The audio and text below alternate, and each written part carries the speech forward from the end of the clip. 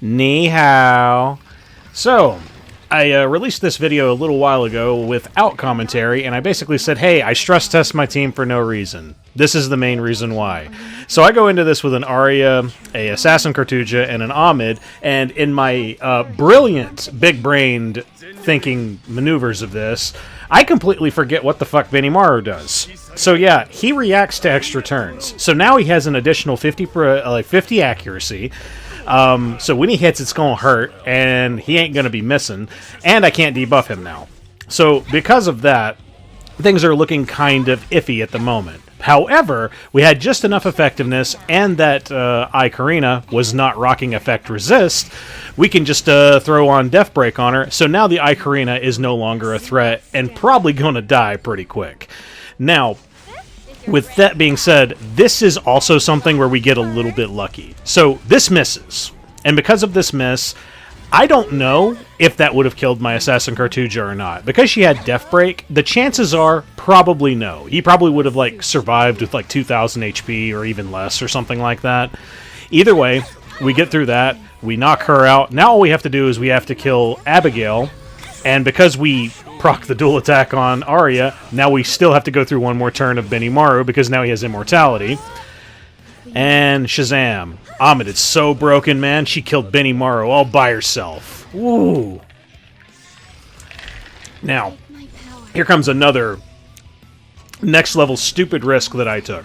So, I usually bring Dark Corvus into a Savior Adin comp because Savior Adins are usually not rocking Sword of Cycling Seasons. Oh fuck, this one's rocking Sword of Cycling Seasons. Now, to those of you who don't remember what that does, basically, I'm fighting Little Queen Charlotte right now. And she doesn't bomb, but she does a lot of damage to dark units. Now, here was another thing where I just straight up didn't know this was going to happen. I did know that I was going to be killed by the AoE from the Politis. I didn't know if this Politis was going to be damaged or not. Definitely kind of feels like she was. She had a little bit of damage and DPS on her. But what I didn't know was whenever I activated her and I got my Zahhak killed, that I would not be at the top of the CR bar. So the extra turn from the S2 that Zahhak has already done apparently hasn't really gone through yet. So whenever I revive him, he's going to be at the top of the CR bar and not at the very bottom, like at the 100%. Kind of sucks, but hey, we were able to use our Dark Corvus' turn to S3. This gets rid of the Politis, so now we don't have to really worry about a lot of CR shenanigans, and for Zahhak to just be murdered as soon as he comes back. So he's no longer the target, and my goal right now is to build up enough HP on Zahhak so that I can go into the Savior Adin, and then on the very next turn, if I miss or whatever, the Zahhak doesn't die, then I can just kill her with the S3. So that's why I go into the Ahmed right here with just the regular S1. So I'm prepping and getting ready. So yeah, things are looking good. I can just survive this next hit. So I completely underestimate the amount of damage that this Savior Adin does, with attack buff, by the way. This is the same amount that she really dealt at the beginning of the fight, and I just completely unpredicted like how much damage that would be. So now I'm launching into my desperation plan. I need to kill Ahmed ASAP. So Ahmed's dead. Now Zahhak has invincibility. So hopefully we can go into this Adin, will miss, which she does, then she goes into Destina. Now she has just enough HP to where she's the target and not Zahhak because she had lower health. And she's already activated her counterattack, so I can go in with Zahhak, and I got a nice big hit on her, even though it was a miss, and this gives me an opportunity to go in one more time. So with this said, hey, ride or die, last chance, go in. I mean, the one thing that she could have done, she could have gone in and possibly killed Destina right there, but then I would have had my next turn on Zahhak to just kill with the S3. So it worked out, but thankfully the only one who died was Dark Corvus. But either way, so welcome to another very, very fun, interesting first fight. So yeah, this is Zio, Savior Adin, and Conqueror Lilias. Once again, man, it's just like, Savior Adin is actually popping up a lot, but only with protection with her. So you can't just LPK it.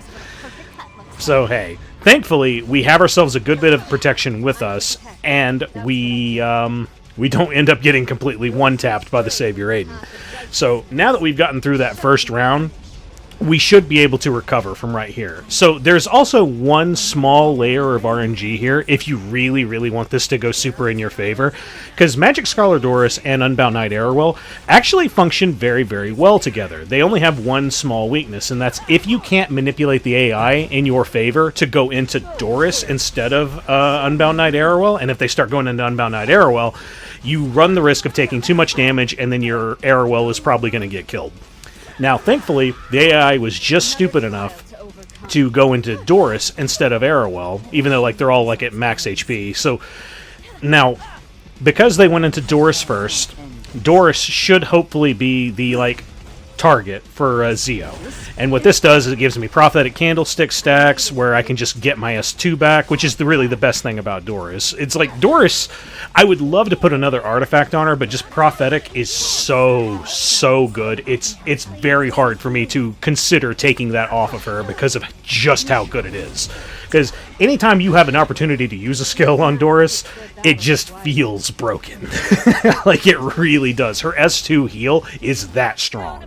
And her S3 is really, really great for a burst heal and just for CR manipulation in general. But hey, we got rid of Conqueror Lilias, we got rid of Zio. Now all we have to do is just like, you know, go into the roulette wheel that is Savior Adin. But we don't have to. She's not going into any dark units. She's also rocking Moonlight Dreamblade, so we really don't have to worry about shit. She's not going to do crazy ass damage. One hit's all it takes. We happen to get it, and Shazam. That's the end of round 1. So on to round 2. So. Talking about picking really, really bad fucking units going into things, this is a Senya Choux comp, but with a Lionheart Cermia attached. Now, because of this, I have Arunka on turn 1, and I'm like, I can't do anything. I have to just use S1 and hope I don't get the follow-up attack. And I get the follow-up attack. Motherfucker. Okay, so because of that, I'm basically, my hand's been forced. I need to do any and all like actions that I can to either prevent the S3 that's going to come in, or just to put up some barriers that can protect me in any way, shape, or form. Thankfully, my Arunka is just thick enough that she's able to survive a lot of shit that we got that goes through here. Now, I ain't gonna even just say it's not been some luck, because this was luck. If the Arunka was affected with blind, that would have absolutely been monstrously detrimental, because you just take excessive extra damage against the Senya if you're blind as well. Sure, Arunka doesn't crit, so you're still taking that damage anyway, but whenever you're blind as well, it just extra hurts. So, thankfully, we don't get blinded. We're provoked. Sucks ass, but like, hey, whatever. I'll take a provoke over a blind.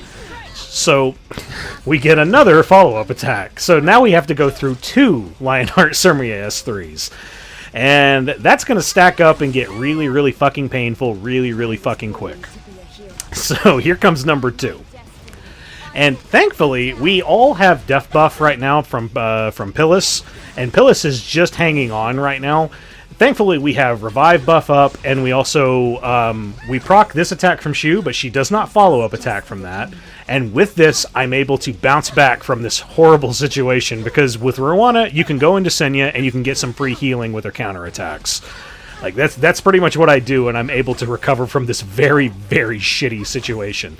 If you guys are learning anything from this, don't do this shit. Because this is straight up just feeding Lionheart Cermia. If the Lionheart Cermia was any stronger than she was here, she would absolutely destroy you. But either way. So we're able to get through a lot of this pain and suffering. Thankfully, like, the Choux was not proccing an obscene amount of S2s, and we've gotten rid of the Senya. So no more Senya, no more provokes, and no more counters. So that means also like a little bit less extra healing. But you know what? I'll take it. Just 1 down makes me feel good. So now, right here, I'm having an epiphany of like, okay, so is there any way I can get to Arunka so she can use her S3? Unfortunately, she's not high enough on her CR bar to where she can go into any one of those units. So I decided to go into Choux because, I mean, I just didn't think I was going to provoke the Lionheart Cermia. She just seems to be dodging it. She had, you know, the effect resist buff, and I don't have a lot of effectiveness on my Pyllis. So now they don't have any barriers, but I decided to go for it anyway, just for like a big S3. 1, because it doesn't do follow-up attacks, and 2, Uber's Tooth is still going to do enough damage anyway that'll kill her. So now all we have left is Lionheart Cermia. So it still is it's a little bit dangerous because any dual attack that I get, any follow-up attack, I'm looking at you, Arunka, don't you do it. Good fucking God. Stop. Okay. So now that's another Lionheart Cermia S3. And because we didn't have Def Buff up on Arunka, Arunka goes down. Now, thankfully, we seem to be completely through the rest of it. Because we have our Soul Burns available, we can start to spam Shadow Knight Pyllis' S3. It does, like, a little bit more damage, and it also gives you barriers, so, like, that's a little bit of damage mitigation. Roana's got her S3 back up. Such a shame that I wasn't able to get that off before Arunka went. But, hey, whatever. That's just the price you pay for playing the thick game. You're not fast. We don't play speed around here. Speed's garbage. Fuck speed. Yeah. Hot take of the year. But either way, we were able to get through that. Pretty much one casualty with Arunka. A lot of that was just bad drafting. Don't do this shit. So now for the final match. I've been seeing this a lot lately where people are using Zeo into like Jacko and stuff like that. But this isn't really scary when you go into it from a defensive position. And I'll tell you why. One, I know who Zeo's going to hit. He's going to hit your fastest unit. Okay, that's my Ed. Sure, he resisted, but it wasn't too bad. Then that leaves Jacko to go in, and who's she going to hit? She's going to hit the green unit. So who is our green unit that we have who was basically designed to tank Huayang whenever she was broken as fuck? Well, that would be Yulha. So now that I have Yulha here, she took the hit. Jacko took a huge-ass reflect bit of damage from Yulha, and we had the S3 available. Fuck it. Just send it. And so Jacko's gone. Now all we have left is Ahmed and Zeo. And with those two just there, I have nothing to really worry about. Yeah, the Zeo can use his S3 into whoever's the highest on the CR bar, so that's some unpredictability. But at the same time, he's just going to go into my Doris or Yulha if I happen to land provokes, which I do. So with that being said, the Zeo is now no longer a threat. And because of that, well, now all we have left is Ahmed. So as far as I'm concerned, as soon as we get our next turn here, because, hey, also Deify's gone. So with Deify gone, he's squishy as fuck. Like, any one hit's going to kill him now. Sure, we still have to go through skill null shenanigans, because Ahmed is a completely fair and balanced character. Woo, good shit. But, yeah, the fight's over. Now, one thing in particular I could have done to at least have made this a little bit more interesting is I could have left Jacko alive. Now, the reason I say that is because then I could have used Yulha's S3, or like she would have taken a lot of damage from Jacko and then activated her S2, which then can go into the S3 into, say, like Ahmed, for example. Because this is the only thing that's really dragging us down right now, is we're just trying to get through so that we can kill Ahmed. And we also, like, we can't use just S3 willy-nilly on Ed, because she's going to have skill nulls occasionally.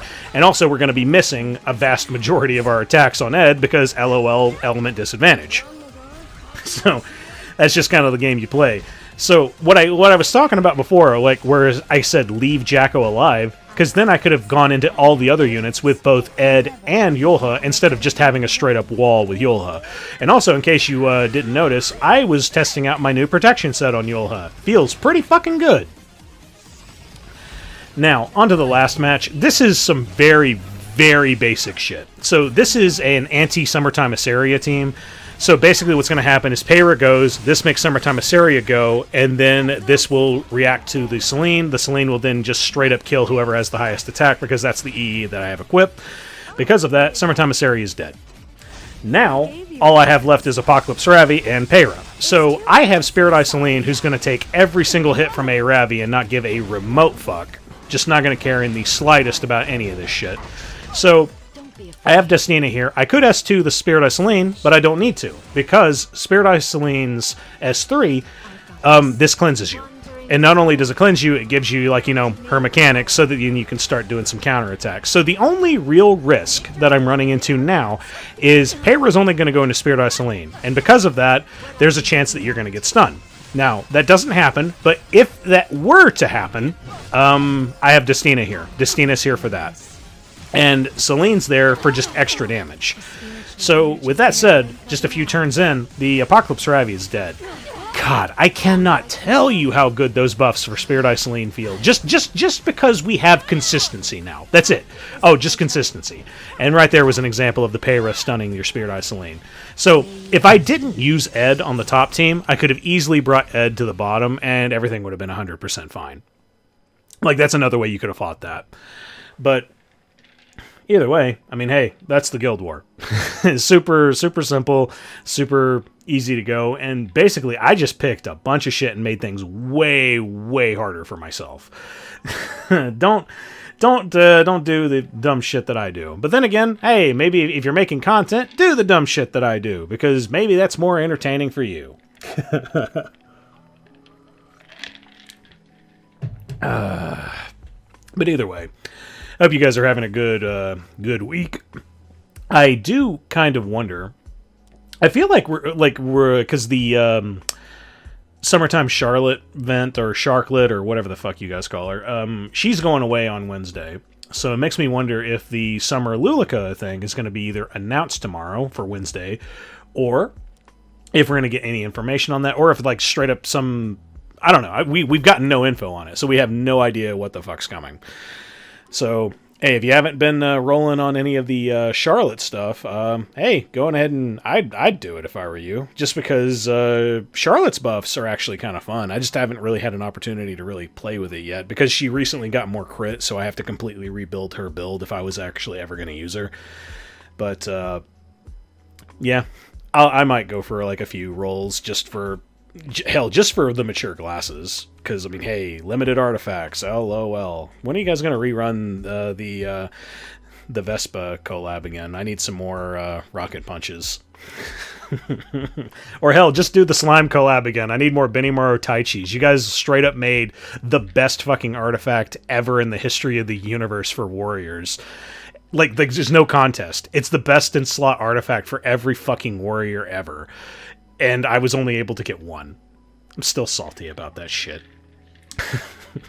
But either way, hey, if you guys like this video, please go ahead and leave a like. It makes me feel wonderfully amazing about my self-esteem. And if you want to see more of my videos, go ahead and hit subscribe. Hope to see you again soon. Later.